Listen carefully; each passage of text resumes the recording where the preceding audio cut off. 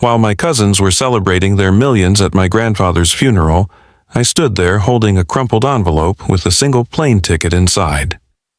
Everyone laughed at me that day. 6 months later, they were begging for my forgiveness. My name is Nathan Whitmore, and I'm about to tell you how the worst day of my life became the beginning of everything I never knew I needed. But first, let me introduce you to the players in this game my grandfather orchestrated from beyond the grave. There was Preston, my older cousin, standing there in his $5,000 Armani suit, already practicing his CEO speech for the company employees. Mallory, his sister, was barely hiding her excitement behind her designer sunglasses, probably planning which Instagram filter would best capture her new yacht. Their parents, Vernon and Beatrice, stood like vultures who'd finally found their feast, my uncle's hand already reaching for the papers the lawyer was holding. And then there was me, the high school history teacher who drove 3 hours in a Honda Civic that needed new brakes just to say goodbye to the only person in this family who ever really saw me.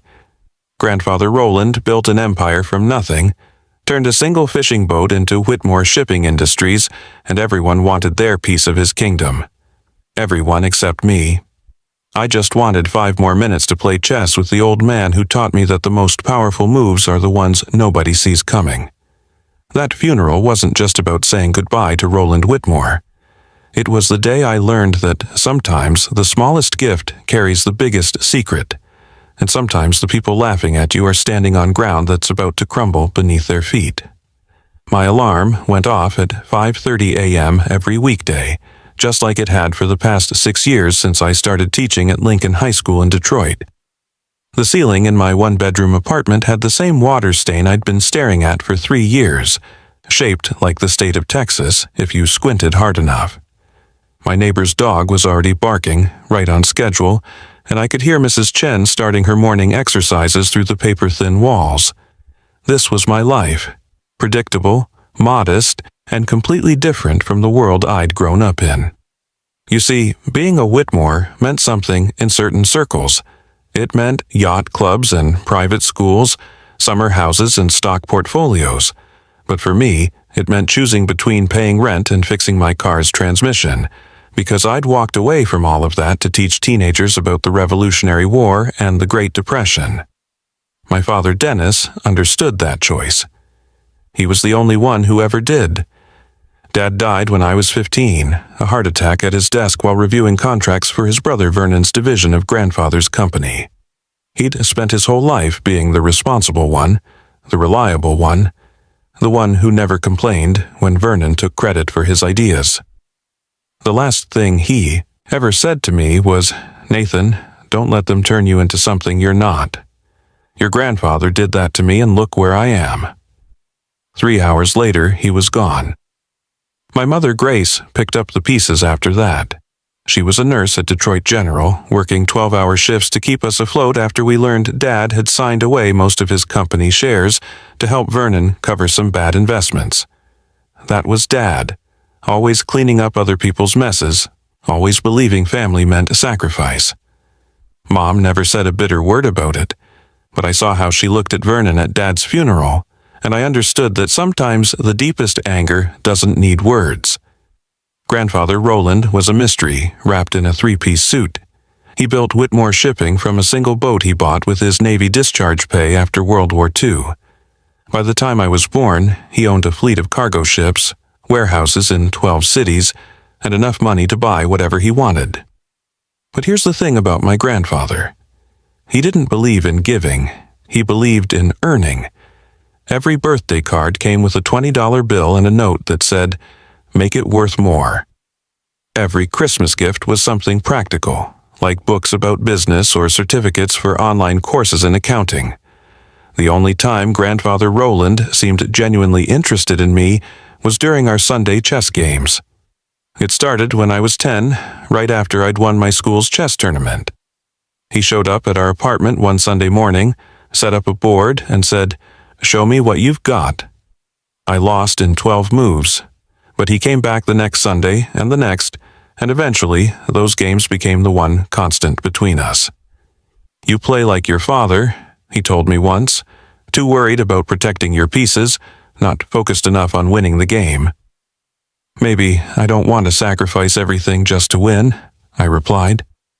He actually smiled at that, the first real smile I'd ever seen from him. Maybe that's why you're the only one who still interests me, Nathan. Preston and Mallory never understood those chess games. Preston was too busy shadowing grandfather at the office, learning about profit margins and tax shelters. He'd gotten his MBA from Wharton, grandfather's alma mater, and never let anyone forget it. Every family dinner turned into Preston's personal TED Talk about market optimization and strategic acquisitions. He spoke in buzzwords and PowerPoint slides, turning every conversation into a business pitch. Mallory took a different approach. She turned herself into a brand, chronicling her life as the shipping heiress on social media. 200,000 followers watched her pose on various boats, in various designer outfits, at various European ports. She called it building her platform, but really, she was just spending grandfather's money while waiting for more. Her biggest achievement was getting a blue checkmark on Instagram and dating a Swiss banker who owned a vineyard. Vernon and Beatrice, Preston and Mallory's parents, were the ultimate power couple in the most hollow way possible. Vernon had worked his way up to CFO of Whitmore Shipping, though most of the real work was done by his assistant.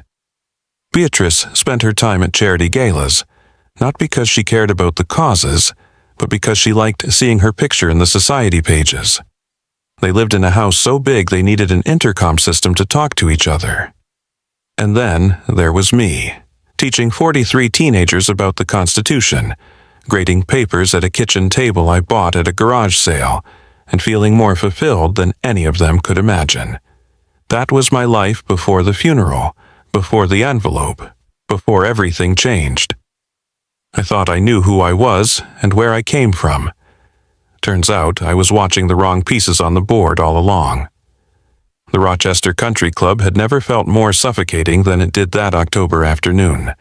Grandfather Roland had specifically requested his will be read here, in the same oak-paneled room where he'd negotiated his biggest deals over brandy and cigars. The mahogany table reflected our faces like a dark mirror, and I could see Preston adjusting his Rolex for the third time in 5 minutes. We'd just come from the cemetery, where the autumn rain had turned the burial into a muddy mess that Beatrice complained about the entire ride over. Before we begin, Mr. Harwick, the family attorney, adjusted his wire-rimmed glasses and cleared his throat. I want you all to know that Roland was very specific about these arrangements. He reviewed this will 1 week before his passing. Vernon leaned forward, his hands already forming fists of anticipation. We understand, Harwick. Roland discussed the succession plan with me extensively.